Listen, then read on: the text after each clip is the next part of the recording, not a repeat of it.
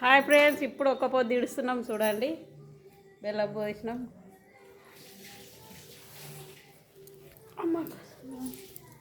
ఇది దేవుని కూర అంటారు, ఇత్తుల కూర.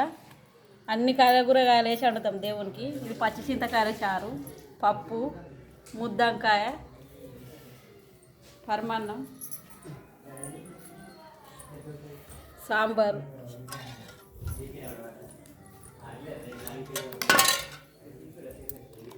వేసుకుంటావా? ఇది పచ్చి చింతకాయ పోసుకుంటావా? ఏ కొద్దిగా పోసుకోండి. నీటని కూర్చుంటే అన్నానికి కూర్చుంటున్నాయి. ఇది దేవుంది ప్రసాదం,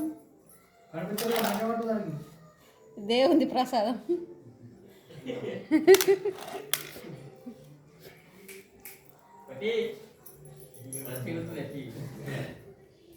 మేమైతే ఇప్పుడు ఒక పొద్దు ఇడుస్తున్నాం ఫ్రెండ్స్ చూడండి.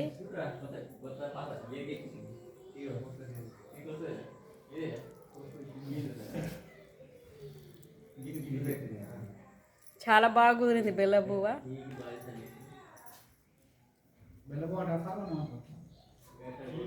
పరమాన్నం అంటారు, ఇక్కడ బెల్ల పువ్వు అంటారు.